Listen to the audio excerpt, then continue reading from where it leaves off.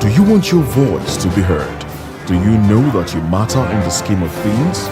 The People's Voice, the show where ordinary citizens take center stage as we discuss the biggest stories that affect you and I. With you in mind, we facilitate lively discussions, debates, and interviews on the topics that matter most to you and I, from social justice to economic empowerment, education to healthcare, governance, and more. Tackling tough topics and amplifying your voice. People's Voice, Mondays through Thursdays, 4 p.m. Join the conversation and make your voice count. The People's Voice. Make your voice count.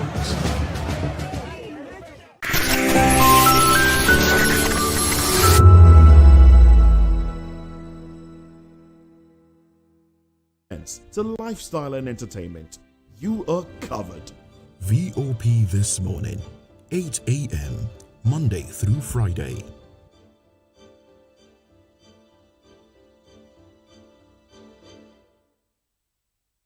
In a world where truth is the ultimate power and opinions scream the loudest, it's time to wade through the noise.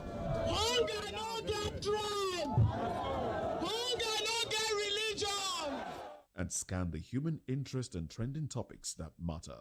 Stay tuned to The Issues, your plug to the stories making the buzz, from politics to science and technology, social justice, and more.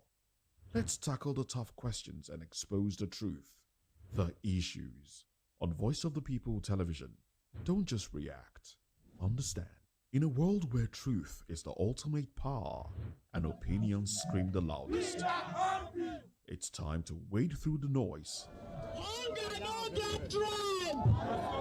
Hunger no get religion. And scan the human interest and trending topics that matter. Stay tuned to The Issues, your plug to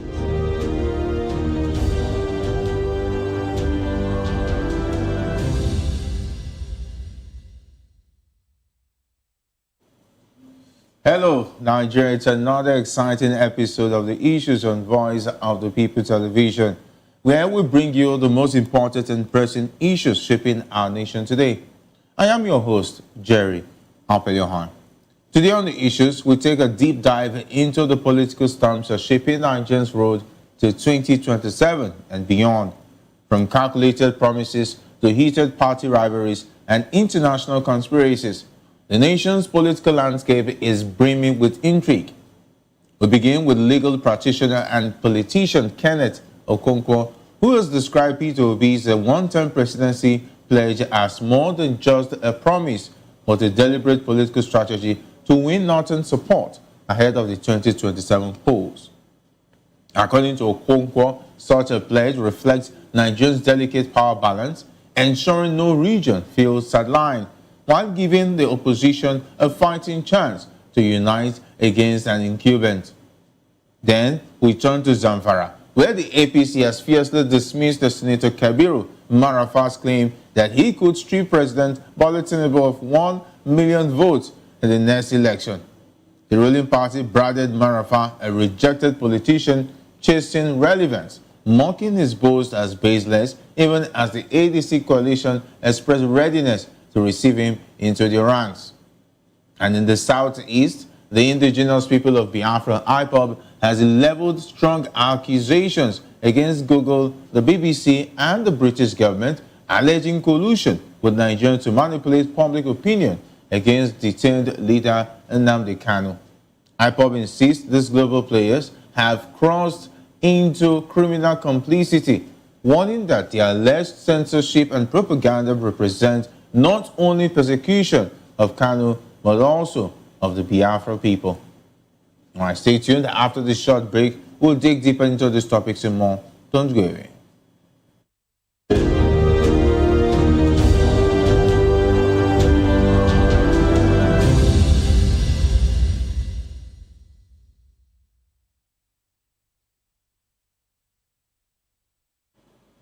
Welcome back. Let's dive straight into today's discussion.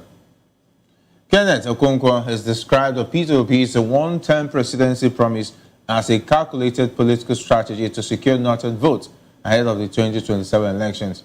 He explained that Obi, like Atiku Abubakar before him, adopted the pledge to assure Nigerians that no region would feel shortchanged, stressing that opposition parties must embrace such strategies to stand a chance against an incumbent.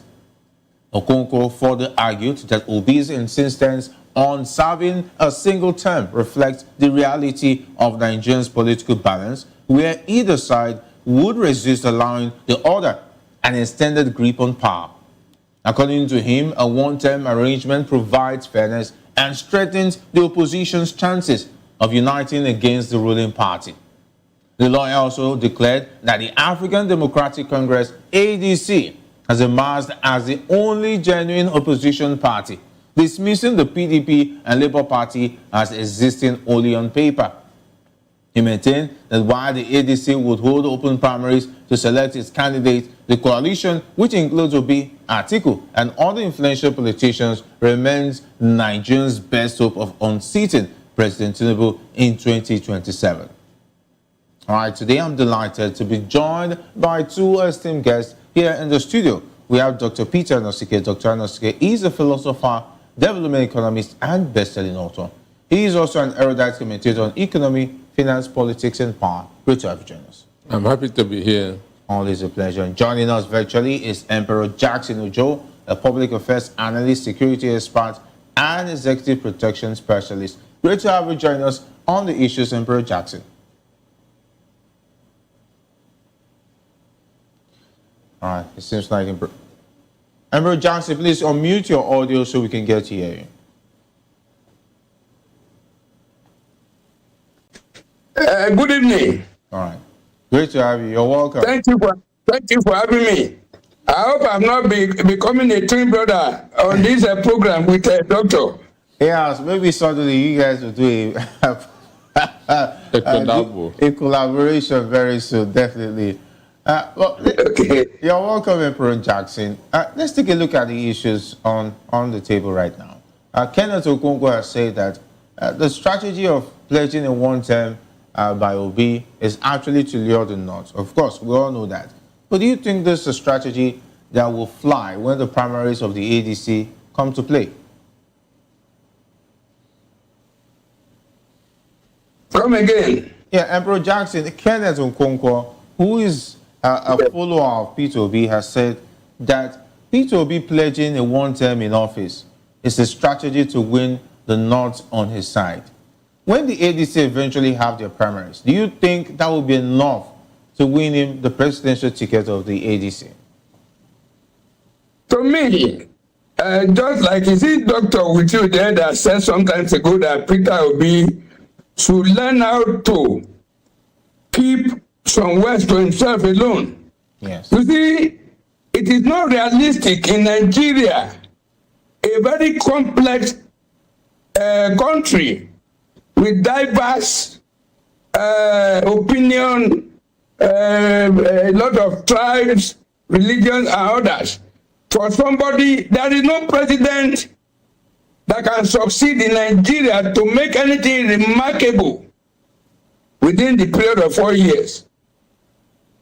To me, I believe it's a deceptive gimmick to persuade or to dissuade the northern people in order to support him, so that by the time he gets there, the slogan will change, the mantra will change. So it's not realistic at all. It's a political gimmick, which is not welcomed at all. It would have been better for him to be realistic, promising that if he do well the first 4 years, Nigerians will vote for him. Second 4 years. But for him to come out and say he will do single time of 4 years, it's not realistic at all. All right. I don't know whether Dr. Anosike agrees with this, because definitely, if it's not flying and people are not buying the idea, is it late for P2B to change strategy and say, okay, if the one term is not enough, let me see what I will do in 4 years. Then we can judge what will happen next. But the question is this: does somebody makes an office, or does office makes a person? Okay. This is the question that we should be asking ourselves. Okay. Understand? Does an office make a person, or a person makes an office? Understand? So the issue is about, one, knowing what governance is all about, knowing who you are, which one you should protect more. Okay. Understand me? This should be all the questions that we should be asking ourselves. In 2015, I have my own JEJ, Jonathan Supporter Group.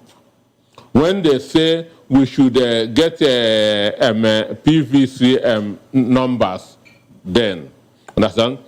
Personally, my own group, I had about 5,200 registered members.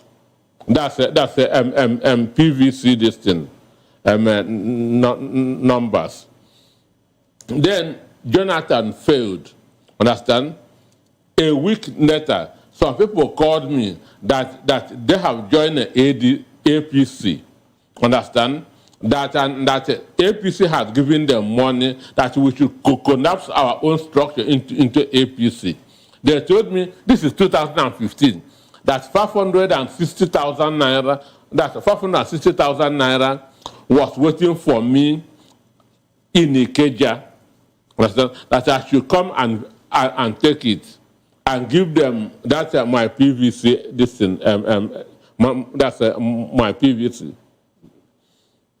Check the value of 560,000 naira in 2015. I told them, look, I cannot be in PDP this week and be in APC next week. To hell with your money. Understand me? To hell with you. To hell with your understand? Money. So what happened? Till today, those people, understand? That's anywhere I see them, I look them eye to eye and abuse them. I look them eye to eye and insult them. Understand? So office does not change you if you have a character that has stood for you. One, Peter Obi said a term of 4 years. And I strongly believe that Peter Obi will make that 4 years. Understand? Peter Obi is not somebody who you can easily push around. He values his character, he values his integrity. Atiku said one term. And I know that Atiku cannot do more than one term because in 2027, Atiku will be 80 years. And if we should do 2 terms, it should be 88. Understand? Atiku will not want to be Paul Biya or Museveni of Uganda. You think the African politicians? No. Or this 21st century. But Dr. Anosike, is it not dangerous to hold brief for politicians? Because these are the same politicians that promised heaven on earth when they wanted to take power in 2015. These are different kind of people. These are different kind of people. I can bet anything that Peter Obi, if he gets into presidency, will do one term. I can bet anything.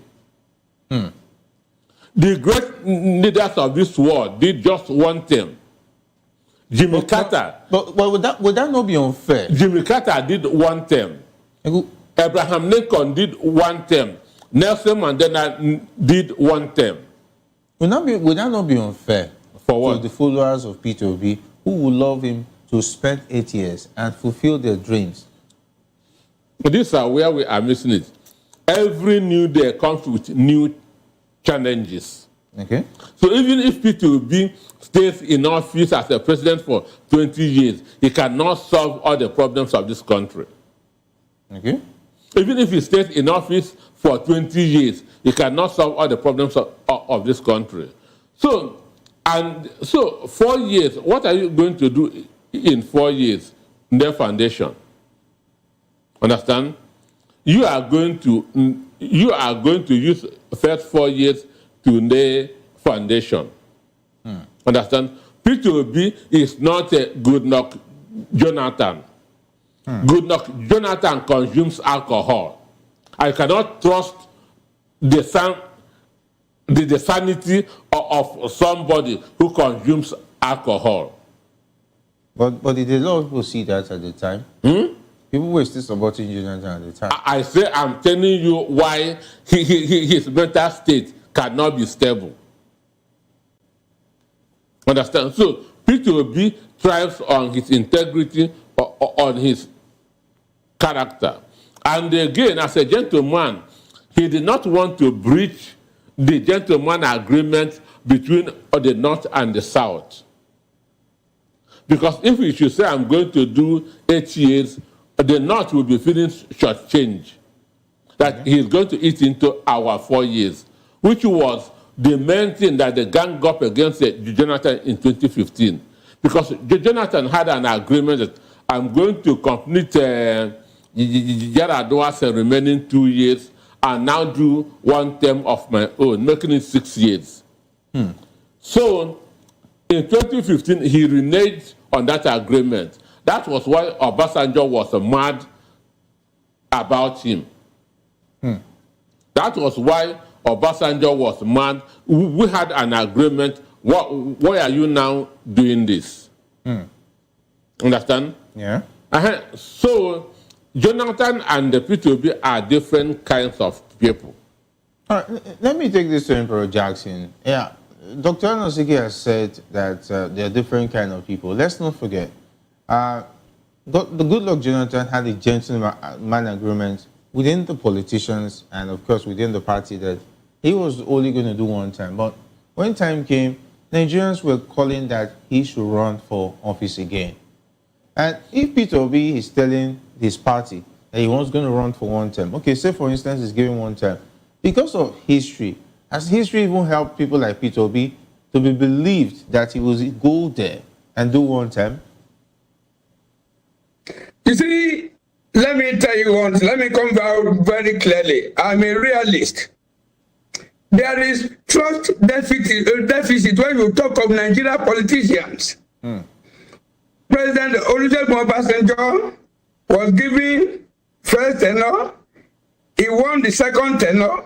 Before the expiration of the second tenure, he was lobbying the National Assembly for tenure elongation. Or turn term. Yeah. 1, Goodluck Jonathan promised to complete 2 years of Yar'Adua and do his own 4 years for him to leave office. He reneged on that agreement. This Peter Obi that is becoming a saint now, on several occasions, when he was the governor of Anambra State, he vowed, he used the family to vow that there is nothing that will make him become from Abga. A job before the cock crow. He reneged on that appointment, he reneged on that promises, and he became to PDP. When he was in the PDP, he stood firm as the presidential aspirant, vice presidential aspirant to Atiku. And when the election went the way it went, it was still with a PDP. But sometimes ago, before election 2023, what did he do? He became from PDP to join the Labour Party. Now, after the election, he left Labour Party, abandoned them despite all the crisis. He joined ADC now. If he did not get the ticket of ADC from 2027, are you sure that he's going to remain in ADC? So Peter Obi is not a trusted fellow. Based on all this, my analysis.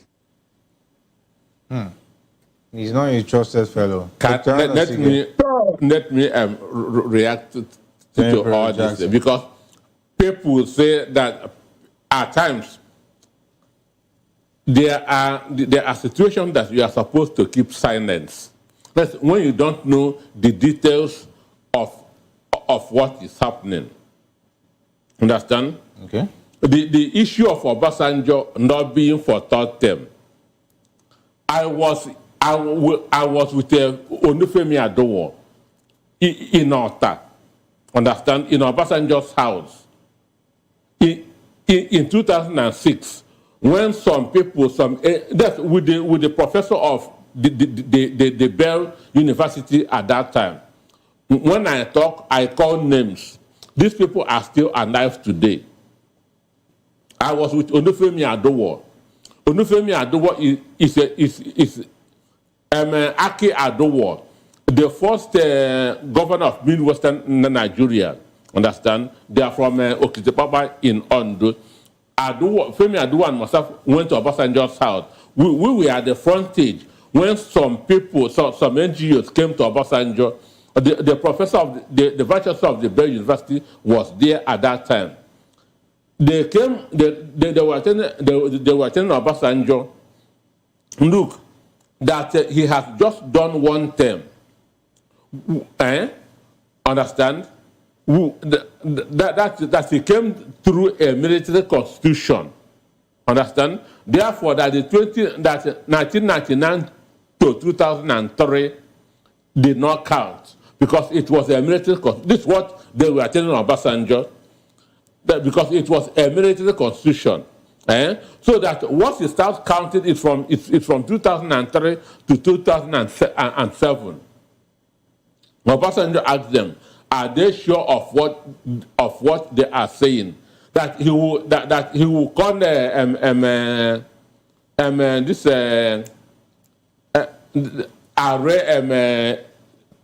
this guy that was having a problem with Dende follow to me. Okay, we're talking about the Ekiti. Ekiti strong man. Yes. He was his lawyer at that time. That he will call him that to find out. Okay. The vice chancellor of the Bell University at that time said, Baba, I don't think if this thing will work. Understand? So people sold about taught them to Obasanjo. Okay. Understand? People sold after Babandona. Obasanjo asked them, are you sure that you called after Babandona that to find out?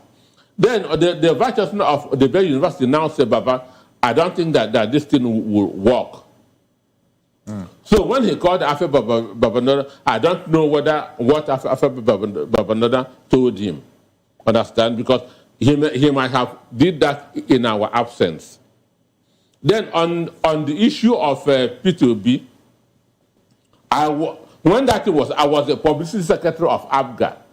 Okay. So I'm not telling you what other people, what I hear. It is what I'm involved. Obi'S chased P2B out of ABGA. In 2013, Obi'S won. Understand? And that's the crisis between Soludo and P2B, because Soludo thought that P2B will give him that ticket in 2013. Mind you, Obi'S is from north, P2B is from central, Soludo is from south. The fourth governor who do from 1999 to 2003 was from south, where Soludo came from. P2B said no, that Mbadinuju is from your own area. He had become governor. So that is, and he's from the central, that this thing should go to the north, where Obi'S came from. So Soludo was annoyed, and that's why Soludo is still tackling P2B up to today. A lot of people don't know history. Okay. That is the quarrel between P2B and Soludo. Okay. Understand? But the issue is, even if Soludo dies and come back 20 times, he can never have the love of Peter Obi because the character is not there. So I was the public secretary of ABGA. At that point in time, Obi'S said that Soludo, that Peter Obi is influencing him. That people don't even recognize him as a governor. Every time it's Peter Obi. Even if they go to an occasion, when they call Obi'S and call Peter Obi, the ovation is always on Peter Obi. So Obi'S don't chase him out of PDP, out of ABGA.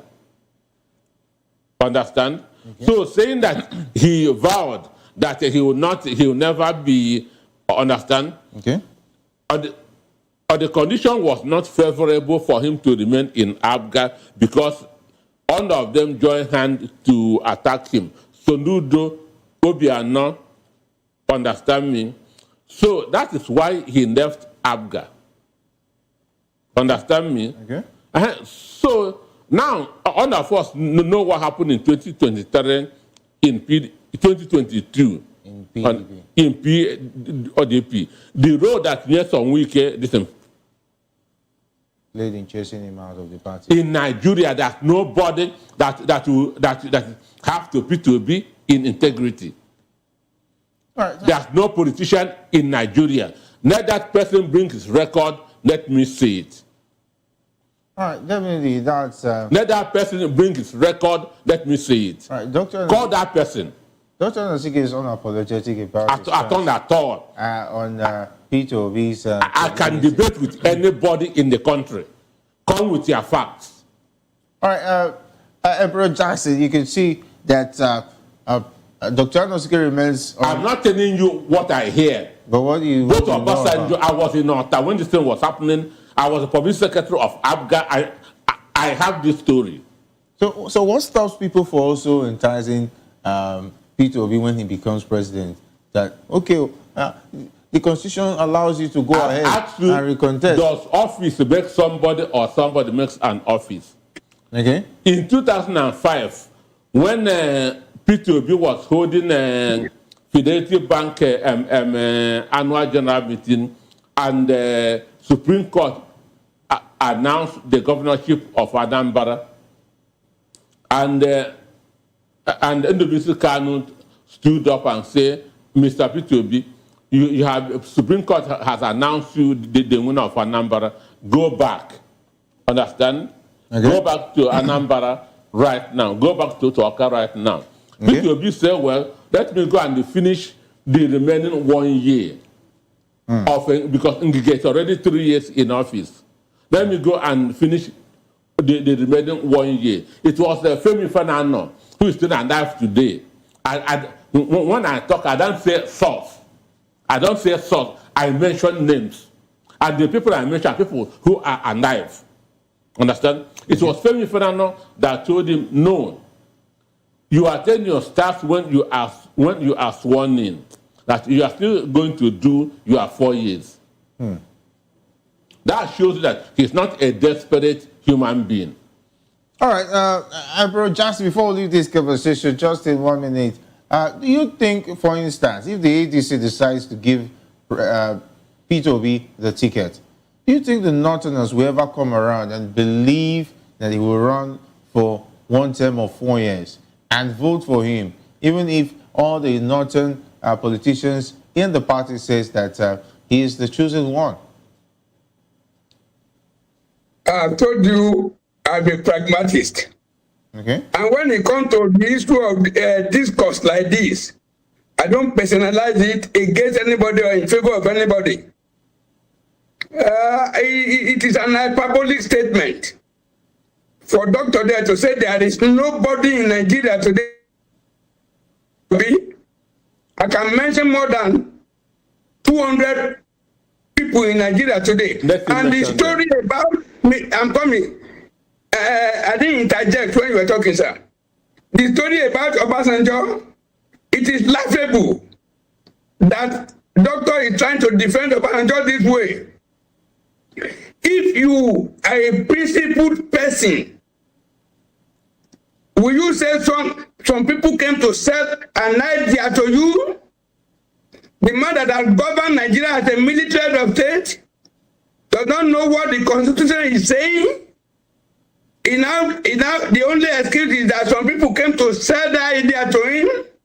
So if those people say, sell Nigeria, and he decides to want to sell Nigeria, he will say it is some people that sell the idea to him. I think that is a very flimsy and weak defense. Then in the area of Peter Obi, if Peter Obi is a principled person, the last election I voted for Peter Obi, I trust him that he could do better than most of these people. But I am not telling you that he is the best politician in Nigeria. He has his own flaws too. If me, Jackson Lekon, don't say I will not do this, there was a business partnership I was into. I saw some flaws when he remained like 1 month to share the profit. And I knew that they were going to tarnish my image. I called meeting and I said, whatever profit that come out, you people go and share it and take the risk at the end of the day. Me, Jackson Lekon, I'm backing down. There is nothing. They even use my pastor to talk to me. That is principled person. If you are a principled man, how will you have an excuse? Hope you are not chasing him out of Agba. Yes, so we can chase him out of PDP. Maybe another person is going to chase him out of ADC. That's a flimsy excuse and weak defense. Now, that is that. Direct to your question now. It would have been better Peter Obi begin to consult across the northern Nigeria, to consult across the country once again. Let the northern Nigeria trust him. Let Nigerians trust him. But to hide behind a finger that he was going to run 4 years, that is the lie from the pit of hell. At the end of the day, some people will arrange. They will come, maybe they will come from America. They will say, hey, Nigeria in diaspora. They said Peter Obi will continue to run for second tenure. And those people that want to defend him will say he does not want to run for second tenure. But because of some Nigerians that came from diaspora, that was the reason why he ran for second tenure. These are igudi-pigudi, old-fashioned tactics and strategies. It can't work again in Nigeria. Some people pushed me to contest. I didn't want to contest. That is batterdash. That is it. Okay. Yeah, definitely everybody has an opinion as far as this is concerned. For me, I want to say something. Okay. If Peter Obi does not run in 2027, or Peter Obi runs and Nigerians and they did not vote for him, it is not Peter Obi that lose. It is Nigeria that lose. Okay. Understand? Okay. In 2022, in all my radio programs, I was telling Nigerians, if you vote wrongly, you are going to suffer. If you vote wrongly, you are going to suffer. If you vote because of your brother is contesting, understand, you are going to suffer. I told them, for me, I am building my finances. I am building my finances. Understand? If you vote wrongly, you will suffer. And some of them that use ethnicity and voted, they are suffering today. Okay. They are suffering today. I'm also telling Nigerians, in 2027, vote rightly or start building your finances so that even if a bag of rice will sell for 500,000 naira, you'll be able to buy it. And I'm preparing that as we speak. I'm preparing for that as we speak. So if they fail to do it and say, my boy, Tinubu is a bad man, I don't like Tinubu, but I cannot leave my brother and vote for another person, fine and good. Understand? At the end of the day, he will be there and you will be here begging. So for me, I'm not even, I say, build their finances. Understand? So that even if a bag of rice begins to sell at 500,000 naira, you will be able to buy it. All right. Understand? All right. If not, I'm not even begging. All right, let's go to the next conversation, which is also rather interesting.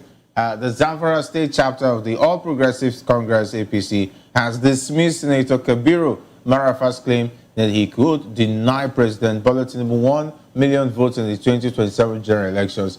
In a statement by his chairman, Tukuro Dan Fulani, the party described Barafa as a rejected politician seeking relevance, noting that he lost his Senate seat in 2019 and even failed to win his constituency in 2023.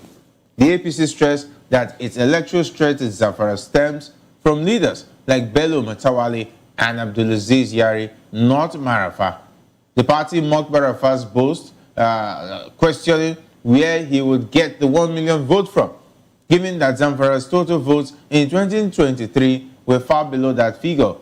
It further alleged that his outbursts were fueled by frustration over repeated electoral defeat and his inability to secure appointment in President Tinubu's government. According to the APC, the party remains united and recently proved its dominance with victory in the Kauru Namoda South State Assembly by-election.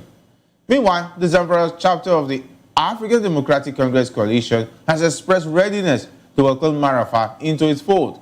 Coalition Chairman Alhaji Yusuf Said said Marafa's political experience would strengthen their movement, noting that several defectors from APC, Labour Party and NRM and other parties have already joined. Marafa once a staunch APC chieftain and Tinubu campaign coordinator in Zamfara, recently vowed on national television to strip Tinubu of 1 million votes in 2027, declaring that the election would reveal who is a featherweight. Emperor Jackson Marafa has spoken. The reactions have started pouring in. And this time around from the APC, who was saying someone who led the campaign in Zamfara is no longer important. That where is he going to get 1 million votes from? Is it that APC is taking Marafa's threat lightly, or they're just trying to play mind games? You see, as a security expert, the only thing I will never take for granted is a threat. If a 2-year-old boy challenge me on the main road and I say I will deal with you, I will never look at his age.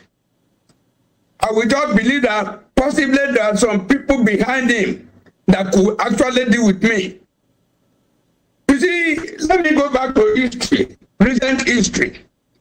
Even the present governor today of Zamfara State, I am very close to Zamfara politically. The present governor of Zamfara State, they look at him that time, they say, where is this one coming from? He's a political greenhorn.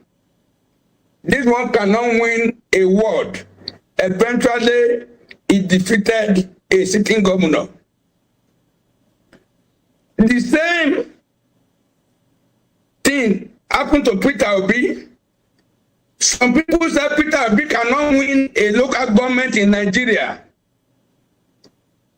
And eventually, if not the grace of the Supreme Court of Nigeria, Peter Obi would have been president today. Somebody that they predicted, they underrated that he could not win a local government. The person that defeated Marafa in Zamfara Central is my personal friend, Senator Ikra Aliyu Bibis. Senator Ikra Aliyu Bibis was a serious political force. And Senator Ikra Aliyu Bibis was equally in APC. But when he saw the APC at the federal did not do well, they were becoming very, very unpopular in Zamfara State. He contested primary against Marafa in the senatorial primaries. But when he saw the way the game is going, his people call on him that no APC will never win Zamfara Central again. They now pull Ikra Aliyu out to go to PDP. And because of his popularity too, people massively vote for him. So what I'm saying in essence is that it will amount to stupidity for anybody to underrate Kabiru Marafa, who has represented Zamfara twice, Zamfara Central. To underrate him is a self-consolation. And self-consolation most of the time is self-deception. Kabiru Marafa has popularity beyond Zamfara Central. He has his loyalists even in Kebbi State, the neighboring Kebbi State, the neighboring Okonkwo State. He has his popularity across the states. So for somebody to be underrating him, I think they are consoling themselves. Kabiru Marafa can reduce the vote of, if he was not effective, why did they allow him to be the coordinator of Tinubu campaign in Zamfara 2023? Okay. These people are just deceiving themselves. It's a self-consolation. They have lost a big political big fish in that place. And many will still follow. Is it the poverty? Is it the insecurity? Is it the bad educational system, health and everything? The APC has collapsed Nigeria to that with little 11 naira. Kabiru Marafa will put more than 5 million votes across the northern Nigeria. Mark my word. All right. But I'm very happy. I'm very happy that APC is underrating him now. But that time they overrated him. They value him. They are now underrating him now. They are underrating him at their own peril. A lot of other Kabiru Marafa, they are across the northern Nigeria. That is it. All right. Let me go to Dr. Anosike. Marafa was part of the Tinubu campaign, even led the Tinubu campaign in Zamfara. And now the APC is saying because he didn't get an appointment, that is why he's bitter, and that he's just a toothless bulldog who's ranting. The state chairman is saying what he's supposed to say. Okay. That is to give his members hope. Understand? Okay. He's not supposed to be seen crying, because it will discourage his members. But inside his mind, he will be afraid. He will be scared. Understand? Even the Yari is going to work for ADC in 2027. Understand? Yari is going to work for ADC against the APC in 2027. And Marafa, you know that Zamfara was carved out of old Sokoto State. Okay. So Marafa is popular both in Sokoto and in Zamfara. And he teaming up with Tambawa, they are going to pull the two states to ADC in 2027.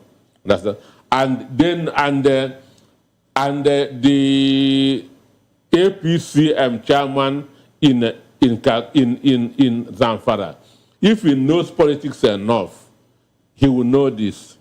understand, that they have no chance in 2027. In the same way, just like when we talk of Kanu, why Kwankwaso's influence is getting to Jigawa is because Jigawa was carved out of the old Kanu state. So that's why you have a bit of Kwankwasia in Jigawa state. So it is the same thing. But every politician is an optimist. Even when he's losing, he will not come in the open and say, no, I don't understand me. So they are saying what they are supposed to say. Yeah. But Marafa thought about what he would do before coming out to say it. Yeah, definitely. It's a very, very interesting situation. Well, we are pressed for time, but I would love us to touch on this so that we can use this to wrap it up before we leave. The indigenous people of Biafra has accused Google, the BBC, and the United Kingdom governments of colluding with Nigeria to manipulate global opinion against its detained leader, Nnamdi Kanu. IPOB alleged that the trial were engaged in a coordinated propaganda campaign ahead of the October 10, 2025 ruling by Justice James Omotosho, deliberately amplifying biased narratives while censoring updates that favored Kanu. The group claimed that Google suppressed reports of its Magnitsky sanctions lawsuit in the U.S. while promoting BBC content recycling discredited prosecution evidence. IPOB further alleged that platforms like Wikipedia, under Western influence, altered Kanu's nationality before his extraordinary rendition from Kenya in 2021 to weaken his British protection. It accused the UK government of actively assisting Nigeria in undermining justice through propaganda and media manipulation. IPOB insisted that both Google and the BBC had crossed into criminal complicity, warning that their actions amounted to persecution not only of Kanu but also of the Biafran people. The group called on international bodies such as the United Nations, US, Congress, and Human Rights Council to hold the UK and its media allies accountable, stressing that Kanu's trial also was a global test of whatever big tech and Western government could collude with regimes to suppress truth and freedom. Yeah, this is quite an allegation. Emperor Jackson, what do you think about this allegation by IPOB? To me, I may not want to ordinarily speak about this issue at all. Okay. Because I have my reservation about it. But I never expect Nnamdi Kanu to still remain in prison up to now. Why am I saying this? Up to an extent, under Buhari, I think the Court of Appeal of the Federal Republic of Nigeria has set this guy free. So I thought immediately Tinubu come in when he came here as the president. I thought he was going to revisit the judgment of the Court of Appeal that time. Then possibly allow the guy to go. At least allow him to go.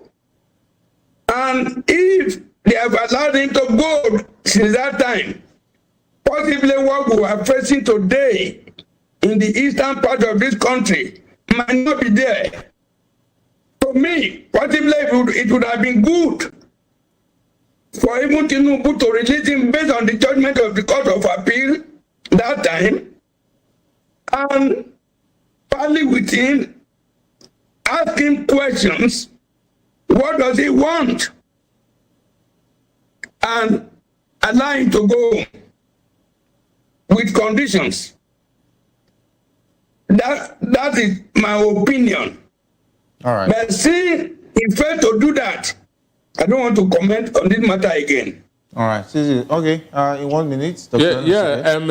BBC has been a very biased organization. And UK are the people that brought evil to Nigeria. That the United Kingdom, they rigged the 1959 general election. They rigged the Nigerian census in 1959. Understand? Then, the reason why Frederick Fawcett resigned from a BBC between 1966 and 1967, Frederick Fawcett was the BBC correspondent in Nigeria. But BBC mandated him, you must not reveal the truth of what is happening in eastern Nigeria. Frederick Fawcett is a Briton. So BBC has been as biased. That's when you talk of media, journalists, and the practice of the profession, BBC is out of it. Okay. There's no objectivity in their reports. Understand me? So when people are talking about credible media organization and they are mentioning BBC, I tell them you doesn't know what journalism is all about. Frederick Fawcett resigned from BBC because of their bias against the eastern Nigeria. Okay. They were querying him, why did you submit this report? Why do you submit this report? All right. Understand me? So for me, it is an evil media house. All right, Dr. Enos, BBC is an evil media house. Dr. Enos, that means you agree with the IPOP group? 100%. All right, that's how far we can go on the show. Emperor Jackson, I want to say big thanks for being a part of the issues. It's always my pleasure. My greetings to the doctor. All right. Big thanks. Thank you, sir. So, Dr. Anuski, have a great weekend. And of course, from Obi'S, a strategic one-term gamble, to Zamfara's battle of political relevance and IPOP sweeping allegations of global conspiracy, the issues remain as complex as they are contentious as Nigeria inches closer to the 2027 elections. Questions of strategy, unity, justice, and credibility continue to dominate the national conversation. This is the issues where we unpack the debate that matter the most. I am Jerry Apelihai. This has been the Issues on Voice of the People Television. Have a good one.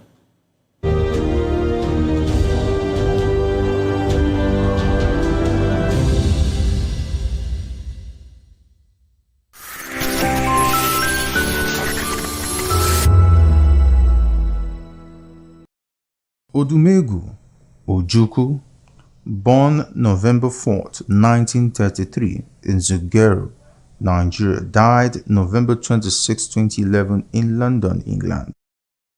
The Nigerian military leader and politician who was head of the secessionist state of Biafra during the Nigerian Civil War.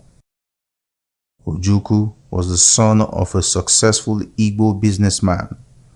After graduating from the University of Oxford in 1955, he returned to Nigeria to serve as an administrative officer. After 2 years, however, he joined the army and was rapidly promoted thereafter.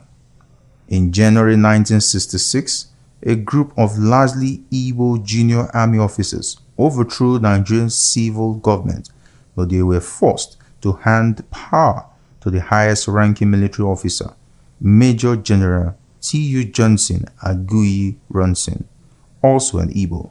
He appointed Lieutenant Colonel Ojukwu as military governor of the mostly Igbo Eastern region. However, Hausa and Yoruba army officers from the northern and western regions feared a government dominated by the Igbo, and in July 1966, northern officers staged a successful counter-coup in which Lieutenant Colonel, later General Yakubu Gowon, was installed as the new head of state. Under Gowon's rule, Ojukwu retained his command of the eastern region. Meanwhile, the rising tide of feeling against the Igbo and the northern region led to a large-scale massacre of Igbos by northerners in May to September 1966. Ojukwu responded in March to April 1967 by separating the Eastern Regional Government administration and revenues from those of the federal government. Mounting secessionist pressures from his fellow Igbo finally compelled Ojukwu on May 30, 1967 to declare the Eastern region an independent sovereign state as the Republic of Biafra. Federal troops soon afterward invaded Biafra